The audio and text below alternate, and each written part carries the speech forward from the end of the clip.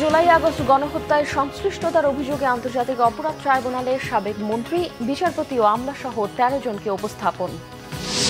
অ্যান্টিগায় West Indies একাদশের বিপক্ষে ২ দিনের প্রস্তুতি ম্যাচের প্রথম দিনে ২৫৩ রানে অল আউট বাংলাদেশ, জাকের আলীর সর্বোচ্চ ৪৮ রান। দেখছিলেন ক্রাউন সিমেন্ট সংবাদ শিরোনাম, এবারে বিস্তারিত। জুলাই আগস্টের গণহত্যায় জড়িত থাকার মামলায় আওয়ামী লীগ সরকারের সাবেক ৯ মন্ত্রীসহ মোট ১৩ জনকে আন্তর্জাতিক অপরাধ ট্রাইব্যুনালে হাজির করা হয়েছে। অন্য মামলায় রিমান্ডে থাকায় হাজির করা হয়নি সাবেক কৃষিমন্ত্রী ডক্টর আব্দুর রাজ্জাককে। গ্রেফতারি পরোয়ানা জারি করা ৪৬ জনের মধ্যে এই প্রথম মানবতা বিরোধী অপরাধের অভিযোগে তাদের ট্রাইব্যুনালে তোলা হলো। ন্যায় বিচারের মাধ্যমে আসামিদের সর্বোচ্চ শাস্তির প্রত্যাশা করেছেন মরহুম আল্লামা দেলওয়ার হোসেন সাঈদীর ছেলে মাসুদ সাঈদী। ইনামুল হাবিব রুবেলের ক্যামেরায় বিস্তারিত জানাচ্ছেন মামুন আব্দুল্লাহ। ভাগ্যের কি নির্মম পরিহাস! আইন করে যে ট্রাইব্যুনালে মুক্তিযুদ্ধকালে মানবতা বিরোধী অপরাধের সাজা বাস্তবায়ন করা হয়েছিল, আওয়ামী লীগের তৈরি সেই একই আইনে একই ট্রাইব্যুনালে এবার বিচারের জন্য তোলা হলো তখনকার আইনমন্ত্রী আনিসুল হককে।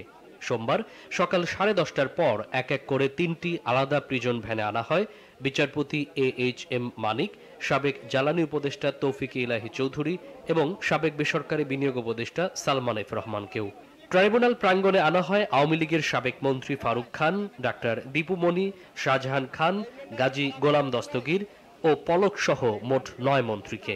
হাজির করা হয় ওয়ার্কার্স পার্টির সভাপতি রাশেদ খান মেনন, জাসদ সভাপতি হাসানুল হক ইনুকেও। এমন দিনের সাক্ষী হতে আদালত প্রাঙ্গণে দেখা যায় মানবতা বিরোধী অপরাধে দণ্ডিত মরহুম আল্লামা দেলওয়ার হোসেন সাঈদীর ছেলে মাসুদ সাঈদীকেও। আমি আজকে ইতিহাসের একটি অংশ হয়ে গেলাম। যে ট্রাইব্যুনালে বসে নিরীহ নির্দোষ মানুষদেরকে অন্যায় আদেশের মাধ্যমে হত্যা করা হয়েছিল, আজকে সেই ট্রাইব্যুনালে আমি এসেছি এটা দেখার জন্য যে কিভাবে ন্যায় প্রতিষ্ঠিত হয়। আর এখানে তো আপনি বলছেন আওয়ামী লীগের হ্যাভিওয়েট নেতা, আমি তাদেরকে আওয়ামী লীগের হ্যাভিওয়েট নেতা বলছি না, এরা আওয়ামী লীগের হ্যাভিওয়েট সন্ত্রাসী। ট্রাইব্যুনালের প্রসিকিউটর গাজী MH তামিম জানিয়েছেন, বিচারের প্রথম নির্ধারিত দিনে 2টি মামলার শুনানি হবে। একটি মামলার আসামি শুধু সাবেক প্রধানমন্ত্রী শেখ হাসিনা এবং অপর মামলার আসামি ওবায়দুল কাদের সহ 45 জন। আজকে আন্তর্জাতিক অপরাধ ট্রাইব্যুনালে কার্যতালিকায় 2টি মামলা আছে। একটি ICTBD miss case number 2 of 2024, যেটির একমাত্র আসামি শেখ হাসিনা। আরেকটি হলো ICTBD miss case number 3 of 2024, যেটিতে 45 জন আসামি, ওবায়দুল কাদের এবং অন্যান্য 44 জন। 2টি মামলায় আজকে তদন্ত প্রতিবেদনের অগ্রগতি জানানোর জন্য দিন ধার্য আছে। আমরা প্রসিকিউশন টিম এবং তদন্ত সংস্থা একত্রে এই ইতিপূর্বে যে তদন্ত কার্যক্রম সম্পন্ন করেছি তার বিষয়ে আন্তর্জাতিক অপরাধ ট্রাইব্যুনালের তদন্তের অগ্রগতি সম্পর্কে অবহিত করব। বিচারিক কার্যক্রম শুরু হওয়ায় ট্রাইব্যুনাল এলাকায় ছিল কয়েক স্তরের নিরাপত্তা। এখান দিয়ে প্রবেশরত প্রত্যেকটা গাড়ি আমরা চেক করতেছি, সন্দেহভাজন প্লাস যেগুলো লোকজন আসতেছে যাদের কাছে ব্যাগ আছে, বিভিন্ন কোনো অবৈধ জিনিস আছে না, এগুলো আমরা সমস্ত গাড়ি প্লাস লোকজনকে চেক করে আমরা ঢুকতে দিচ্ছি।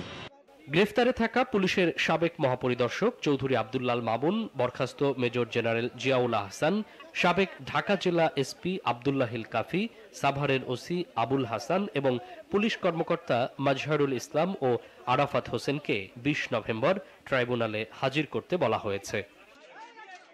মামুন আব্দুল্লাহ, বাংলা ভিশন, ঢাকা। দর্শক, আন্তর্জাতিক অপরাধ ট্রাইব্যুনাল প্রাঙ্গণে এই মুহূর্তে আছেন আমাদের সিনিয়র রিপোর্টার SM ফয়েজ। সরাসরি যাচ্ছি তার কাছে। ফয়েজ, ট্রাইব্যুনালের কার্যক্রম সম্পর্কে কি জানতে পেরেছেন আমাদের জানাবেন।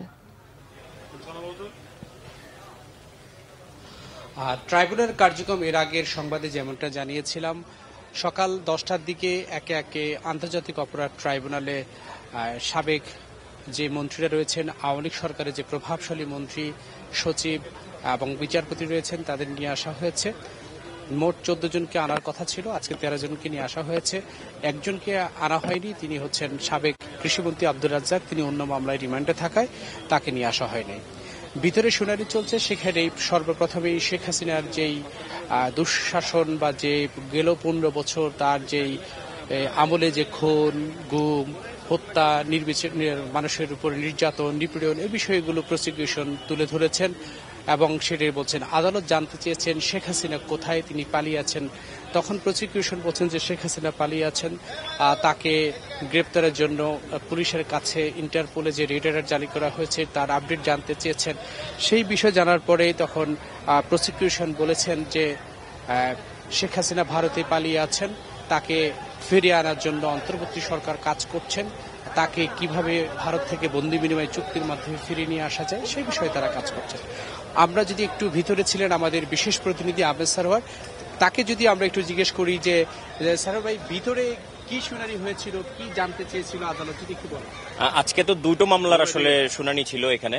দুটো মামলা, একটা হচ্ছে শেখ হাসিনার বিরুদ্ধে, শেখ হাসিনা যেখানে এককভাবে আসামি, আরেকটা হচ্ছে 45 জনের মতো ছিল, তার মধ্যে 13 জনকে আজকে এখানে হাজির করা হয়েছে। তো প্রথমে শেখ হাসিনার মামলাটা উপস্থাপন করা হয় এবং মামলার শুরুতে আজকে ট্রাইব্যুনাল যখন কাজ শুরু করে তখন এহসানুল হক সমাজি উনি এই 5 আসামির পক্ষে তার ওকালতনামা দাখিল করেন, কিন্তু সে সময় চিফ প্রসিকিউটর তাজুল ইসলাম ট্রাইব্যুনালকে জানান যে এহসানুল হক ওনার কাছে, তাজুল ইসলাম সাহেবের কাছে যতটুকু তথ্য আছে তাতে তিনি জানতে পেরেছেন যে এহসানুল হক সমাজিকে হয়তো রাষ্ট্রপক্ষে অর্থাৎ প্রসিকিউশনের পক্ষে গুরুত্বপূর্ণ দায়িত্ব পালন করতে হবে।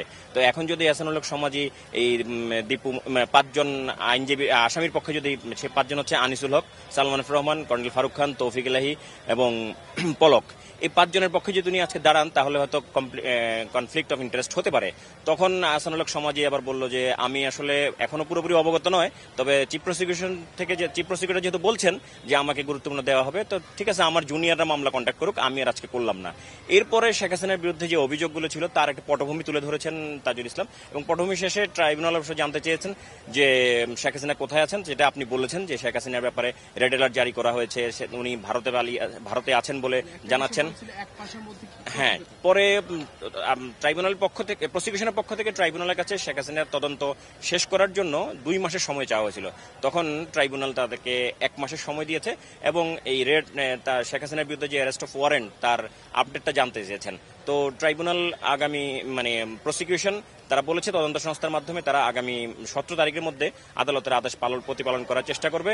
এই কিছুক্ষণের মধ্যে আমরা দেখতে পাচ্ছি যে এই ট্রাইব্যুনালের কার্যক্রম প্রায় শেষ হয়েছে। আমরা সাংবাদিকরা সবাই ভিড় করছে। এই মুহূর্তে প্রসিকিউশন এবং আসামি পক্ষের আইনজীবীরা বের হয়ে আসবেন এবং আসামিদেরকেও নেওয়া হবে। তো এই ছিল অবস্থা। শেখ হাসিনার মামলার পরে দ্বিতীয় সেশনে এই যে আপনার যে বাকি 13 জন আসামি আছেন তাদের ব্যাপারে সবার ব্যাপারে ইন্ডিভিজুয়ালি অভিযোগগুলো উপস্থাপন করেছেন প্রসিকিউশনের পক্ষ থেকে। যেমনটা আমাদের বিশেষ প্রতিনিধি আহমেদ সারোয়ার ভাই বিস্তারিত তুলে ধরেছেন, প্রথমে শেখ হাসিনার বিষয়ে জানতে চেয়েছেন, তিনি কেন কোথায় আছেন তার বিস্তারিত জানতে চেয়েছেন। তারপর পরেই যেই 13 জন আসামিকে রাখা হয়েছে সেই 13 জন আসামি তাদের প্রত্যেকের সামনেই তাদের কি অপরাধ, তাদের যে পটভূমি, তাদের কর্মকাণ্ড সবকিছু তুলে ধরা হয়েছে। তাদের পক্ষেও আইনজীবী ছিলেন, যুক্তিতর্ক তুলে ধরা হয়েছে, তারা সেগুলো ধরেছেন। চিফ প্রসিকিউটর বলেছেন যে সব ধরনের আইনি প্রক্রিয়া শেষেই সবকিছু তারা আদালতে উপস্থাপন করবেন এবং তাদেরকে কিভাবে সময় দেওয়া যায় সেই বিষয়গুলো তারা তুলে ধরেন। এই ছিল আমাদের কাছে আদালত পাড়ার এখনকার সবশেষ তথ্য। কিছুক্ষণের মধ্যেই ব্রিফ করবেন চিফ প্রসিকিউটর। আমরা সেখানে চলে যাচ্ছি, তারপরেই আমরা বাংলা ভিশনের দর্শকদেরকে বিস্তারিত জানাতে পারব। ফয়েজ, আপনাকে ধন্যবাদ। উত্তরের জনপদের জেলাগুলোতে প্রকৃতিতে বইতে শুরু করেছে শীতের আমেজ। সকাল থেকেই ঘন কুয়াশায় আচ্ছন্ন থাকে কুড়িগ্রাম ও গাইবান্ধা সহ বিভিন্ন জেলা। শীতের আগাম বার্তা কুড়িগ্রামে। জেলায় সকাল 6টায় তাপমাত্রা রেকর্ড করা হয় 17.5 ডিগ্রি সেলসিয়াস। বিভিন্ন স্থানে মানুষের দৈনন্দিন কার্যক্রমে প্রভাব পড়েছে। কুয়াশার কারণে যানবাহনগুলো চলছে ধীর গতিতে। কুড়িগ্রাম রাজারহাট কৃষি আবহাওয়া পর্যবেক্ষণাগারের ভারপ্রাপ্ত কর্মকর্তা সুবল চন্দ্র সরকার জানান, জেলা জুড়েই কুয়াশা থাকলেও শীতের তীব্রতা কম, তবে ডিসেম্বরের প্রথম থেকেই শীতের তীব্রতা বাড়তে পারে। এদিকে গাইবান্ধায় সকাল থেকেই কুয়াশায় ঢাকা পড়েছে গ্রামীণ জনপদ। ব্রহ্মপুত্র, যমুনা, তিস্তা, করতোয়া নদীর অববাহিকা ও চরাঞ্চলে সকাল 10টা-11টা পর্যন্ত কুয়াশার দাপটে সূর্যের দেখা মিলছে না। এতে স্কুলগামী শিক্ষার্থী ও শ্রমজীবী মানুষের স্বাভাবিক কাজে প্রভাব পড়তে শুরু করেছে। খেলার খবর, ক্রিকেট। ওয়েস্ট ইন্ডিজের বিপক্ষে টেস্ট সিরিজ শুরুর আগে সফরের প্রথম প্রস্তুতি ম্যাচ খেলেছে বাংলাদেশ। অ্যান্টিগায় ওয়েস্ট ইন্ডিজের নির্বাচিত একাদশের বিপক্ষে সোমবার শুরু হওয়া এই 2 দিনের প্রস্তুতি ম্যাচের প্রথম ইনিংসে 253 রানে অল আউট হয়েছে টাইগাররা। জবাবে 1 উইকেটে 5 রান নিয়ে প্রথম দিনের খেলা শেষ করেছে স্বাগতিকরা। অ্যান্টিগায় নর্থ সাউন্ডে বাংলাদেশ সময় বুধবার রাত 8টায় মাঠে গড়াবে ওয়েস্ট ইন্ডিজ বাংলাদেশের টেস্ট সিরিজ। তারই প্রস্তুতিতে ওয়েস্ট ইন্ডিজ নির্বাচিত একাদশের বিপক্ষে টসে জিতে ব্যাটিং করার সিদ্ধান্ত নেয় টাইগার অধিনায়ক মেহেদী হাসান মিরাজ। অ্যান্টিগায় কুলিস ক্রিকেট গ্রাউন্ডে 73 ওভার 2 বল খেলে 253 রানে অল আউট হয় বাংলাদেশ। জাকের আলী 6 নম্বরে নেমে সর্বাধিক 48, মাহিদুল ইসলাম 7-এ ব্যাটিং করে দ্বিতীয় সর্বাধিক 41 রান করেন। ওপেনিং জুটিতে মাহমুদুল হাসান জয় ও জাকির হাসান 29 রান জড়ো করেন। মোমিনুল হক 31, জাকির ও তাইজুল ইসলাম সমান 15, মিরাজ 11 রান করেন। বৃষ্টির কারণে ওয়েস্ট ইন্ডিজ একাদশে 2 ওভার ব্যাট করার সুযোগ পায়। প্রথম ওভারেই স্কোরবোর্ড শূন্য রেখে অধিনায়ক ক্রেগ ব্রাথওয়েটকে ফেরত পাঠান পেসার হাসান মাহমুদ। কিমারি, মেলিয়াস ও জশুয়া ডার্মে 2 রান নিয়ে আজ আবারও ব্যাটিংয়ে নামবেন। বাংলাদেশ সময় রাত 8টায় শুরু হবে দ্বিতীয় দিনের খেলা। সফরে ওয়েস্ট ইন্ডিজের সঙ্গে 2টি টেস্ট খেলার পর 3টি করে ওয়ানডে ও টি20তে লড়বে বাংলাদেশ। দর্শক, এই ছিল এখনকার মতো। পরের সংবাদ বেলা 2টায়। এর আগে একটা রয়েছে নিউজ টপ 10 দেখার আমন্ত্রণ রইল। এছাড়াও বাংলাভিশন সংবাদ ও সংবাদ সংশ্লিষ্ট অনুষ্ঠান দেখতে ভিজিট করুন www.bvnews24.com ও facebook.com/banglavisionnews এবং সাবস্ক্রাইব করুন youtube.com/banglavisionnews। এতক্ষণ সঙ্গে থাকায় ধন্যবাদ সবাইকে।